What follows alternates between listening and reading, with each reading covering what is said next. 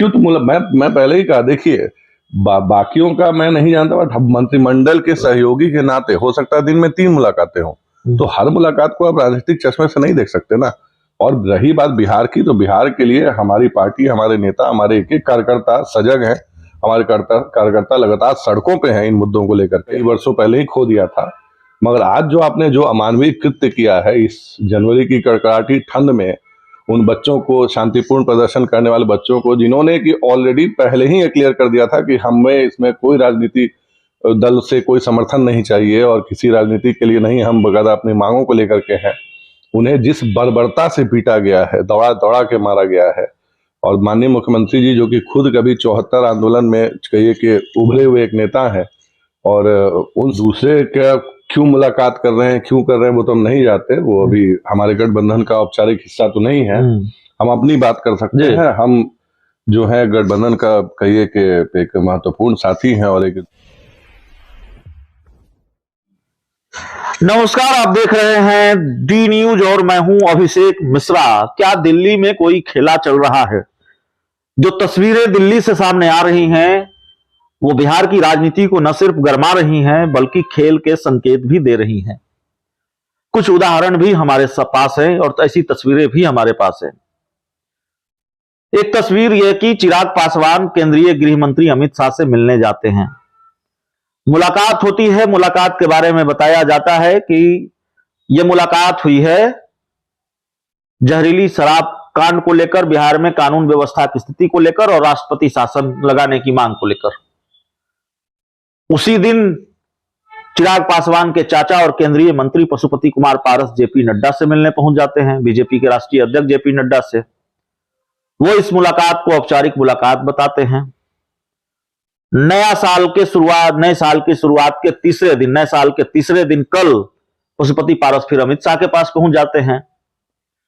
चाचा भतीजे के बीच सहमत का खेल चल रहा है। इसमें कहीं कोई कहने में मुझे कोई गुरेज नहीं है और बिल्कुल जिम्मेवारी के साथ मैं ये कह सकता हूं। और ऐसे कई उदाहरण हैं, ऐसे कई तर्क हैं हमारे पास जिससे साफ होता है कि नहीं, खेल तो चल रहा है। लेकिन ये खेल कितना बड़ा है जब बीजेपी के शीर्ष नेतृत्व से दोनों नेताओं की, पशुपति पारस और चिराग पासवान की लगातार मुलाकात हो रही है। हमारे साथ है रालोसपा के राष्ट्रीय सचिव और आईटी सेल के राष्ट्रीय प्रभारी मयंक मौली। मयंक साहब, क्या खेल चल रहा है? खरमास में ही खेल करेंगे, खरमास बाद खेल करेंगे। बीजेपी के शीर्ष नेतृत्व से दोनों पार्टियों के अध्यक्षों की मुलाकात हो रही है। अब देखिए, वो दूसरे क्या क्यों मुलाकात कर रहे हैं, क्यों कर रहे हैं, वो तो हम नहीं जानते। वो अभी हमारे गठबंधन का औपचारिक हिस्सा तो नहीं है। हम अपनी बात कर सकते हैं। हम जो है गठबंधन का कहिए कि एक महत्वपूर्ण साथी हैं और एक जिम्मेदार साथी होने के नाते, और इवन कहिए कि मंत्रिमंडल में हमारे राष्ट्रीय अध्यक्ष आदरणीय श्री पशुपति कुमार पारस जी और केंद्रीय गृह मंत्री आदरणीय श्री अमित शाह जी दोनों सहयोगी हैं।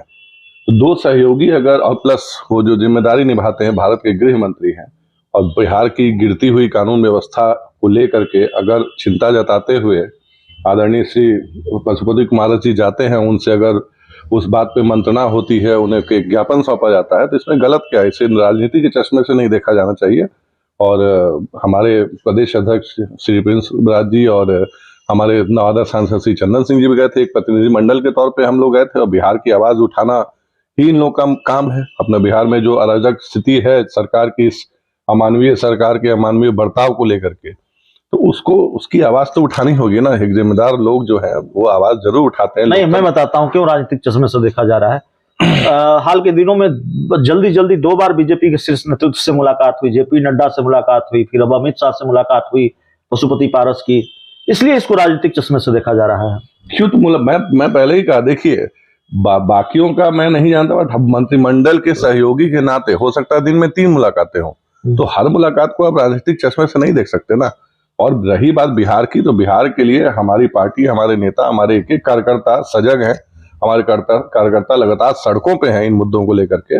तो उन मुद्दों को लेकर के अगर हमारे नेता अगर जाते हैं केंद्रीय गृह मंत्री जी से मिलने के लिए, तो मैं फिर वही कहूंगा, राजनीतिक चश्मे से नहीं, बल्कि इसे एक जागरूक विपक्ष के नाते, जो कि बिहार सरकार के खिलाफ हमारी जो स्थिति है, एक जागरूक विपक्ष के जागरूक नेता के तौर पे इसे देखा जाना चाहिए। महागठबंधन में रोज धमाके हो रहे हैं, सुधाकर सिंह रोज बम फोड़ रहे हैं, मुख्यमंत्री नीतीश कुमार पर लगातार हमले कर रहे हैं, और आप जानते हैं, बताने के सवाल को दोहराने की जरूरत नहीं है, क्या क्या वो सुधाकर सिंह को लेकर कह रहे हैं, क्या होता हुआ देख रहे हैं महागठबंधन में। देखिए, महागठबंधन जो है वो बेसिकली महाठग बंधन है, ठीक है। एक सत्ता में बने रहने के लिए, कुर्सी के इर्द गिर्द रहने के लिए एक अननेचुरल अलायंस है। तो जहां चीजें अननेचुरल तरीके से साथ हो, जहां की कुछ भी नेचुरल ना हो, तो वहां तो ये सारी चीजें जो है उतर क्या, केमिकल रिएक्शन जिसको हम कह रहे हैं, तो केमिकल रिएक्शन जो है वो तो उल्टे तरीके से आएगा ही ना। जहां मूल उद्देश्य सिर्फ सत्ता पाना है, एक व्यक्ति का उद्देश्य है कि किसी ये निकरण प्रकार कैसे भी कुर्सी पे बने रहना है, दूसरे को उन्होंने जो वायदे करके लाए हैं तो उनको अपने वायदों, क्योंकि तेजस्वी यादव जी मुख्यमंत्री जी के चाल चरित्र और चलन से बहुत बेहतर तरीके से वाकिफ हैं कि कभी भी अंतरात्मा जाग सकती है।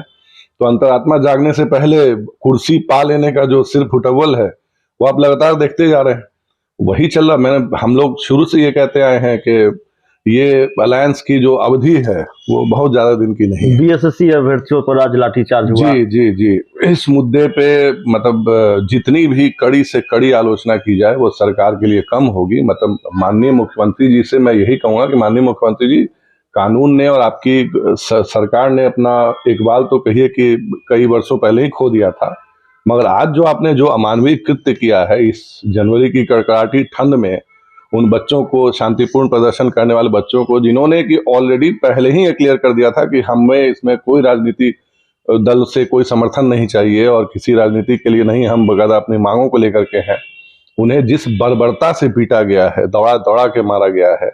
और माननीय मुख्यमंत्री जी जो कि खुद कभी 74 आंदोलन में कहिए कि उभरे हुए एक नेता है, और उन बच्चों की मांग क्या है, उन बच्चों ने एक परीक्षा भरी जो कि जिसकी बहाली की दशकों बाद आई थी, सारा प्रश्न पत्र आउट हो जाता है। प्रश्न पत्र आउट होने में तो मतलब हम लोग का नाम अब Guinness book of world record में लिखा जाना चाहिए। उसमें अगर उन बच्चों का क्या दोष है, अगर वो पेपर निकल गया, जो सिस्टम जो है वो माननीय मुख्यमंत्री जी के कार्यकाल में कहिए कि जड़ तक सड़ चुका है। तो इस सड़े हुए तंत्र में अगर कोई आवाज भी उठाना चाहता है, लोकतंत्र में हर किसी को आवाज, इवन विरोध का अधिकार है। ये बच्चे तो विरोध नहीं, बकायदा एक शांतिपूर्ण प्रदर्शन कर रहे थे। अब पुलिस ने जिस तरह से उसका दमन किया है, जिस अमानवीय बर्ताव के साथ किया है, वो कठोर निंदनीय ही नहीं है, बल्कि मैं तो भारत सरकार से गुजारिश करूंगा कि नीतीश सरकार को बर्खास्त करके राष्ट्रपति शासन लगाना चाहिए, क्योंकि शिक्षा व्यवस्था, कानून व्यवस्था, स्वास्थ्य व्यवस्था, अब जितनी भी व्यवस्थाएं हैं सब में घुन लग चुका है।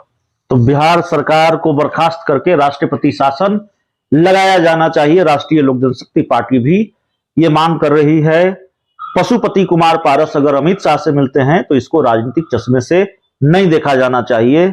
मयंक मौली साहब ये कह रहे थे। इस इंटरव्यू में इतना ही। बहुत बहुत धन्यवाद।